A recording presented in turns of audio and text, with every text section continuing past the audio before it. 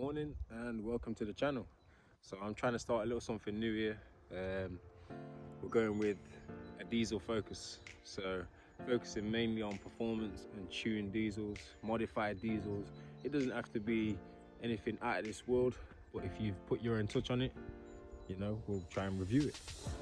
In the background you might be able to see it's my E92 330D. Take you for a little look around, I'll give you some cinematics and then we'll talk about the specs.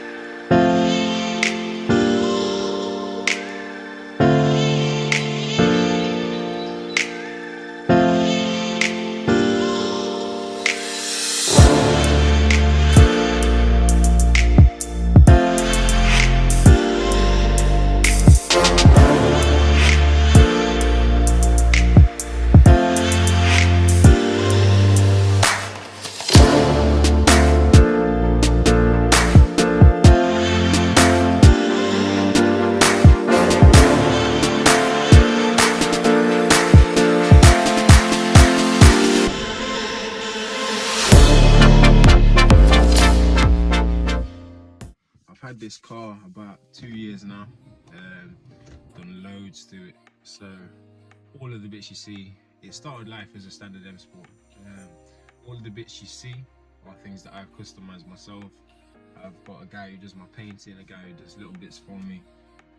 Shout out to Dan. All of the trims that I showed you around, so the mirror caps, the roof, even the interior trim, which I'll flick to in a second. Splitter kit, wheels, everything is the same grey, so it's something a little different. So the silver and grey worked really well for me. Not only that, but I changed the whole interior as well, so it started life with a black leather. I then went through different processes, so I went for a dyeing process, which I dyed the centre panelling in like a, well, it was supposed to be grey, it turned out to be cream, so I wasn't really overly convinced with it. It looked okay, but then I went for the red leather because I've always liked the red leather. And yeah, it's finished off the interior. Then to finish off the interior, I added some carbon touches here and there. Obviously I've got all the trims, the standard M Sport and E92 trims painted in that same grey colour, so everything on the inside kind of matches the theme on the outside as well. Custom headrests, which have got TV screens in the back for my little ones. They like to stay entertained when we're going on these trips. So yeah, they've got TVs in the back. We've got an Android unit in the front. Upgraded the gear shifter, gear selector to the F-Series style gear selector. Also recently got a LCD or LED screen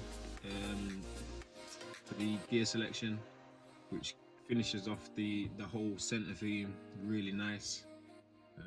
Carbon dials. Yeah, so I think that's about it for the interior. One thing I missed off the interior was the custom flat bottom steering wheel from Royal Steering Wheels. I feel like the best part about this whole build and this whole thing is I've done it all on a budget, so the amount I've spent is, you know, minimal compared to what you may think, exterior wise, interior wise. Yeah, so a lot of people might be quite surprised. Minimal spend, everything done to a high spec. I've tried to keep it looking kind of OEM plus. So performance wise, it's got a XHP stage 3 map on the gearbox. It's got a, well, this is the thing, you see. So I had it tuned once, and when I went to Santa Pod, it wasn't quite running as I expected it to. So it was pulling well, but the gear changes were a little bit kind of lazy in between, which I didn't expect, having had the stage 3 box map. So I contacted Glenn from GKR Performance. He told me there's a calibration setting on the box. So I listened to him, spoke with him. He kindly arranged something for me so I could go over and see him. So I went to show him, and he checked the map over that was on the car and the gearbox calibration to go with the map. He recommended that the map wasn't suitable for the gearbox as well. The calibration was out at the same time, so he actually put me a custom map on the car and sorted out the calibration for the gearbox as well. And now it runs sweet, so every gear is pulling as it should be. Gear changes are almost instant. For an older ZF box, you're never going to get the DCT feel, you're never going to get the DSG feel from it. It's never going to be as quick as those, but for driving normally, smooth as anything. And when you need to, or when you want to, put your foot down, you get a good gear shift. So I believe these cars come out of the factory with about 230 horsepower.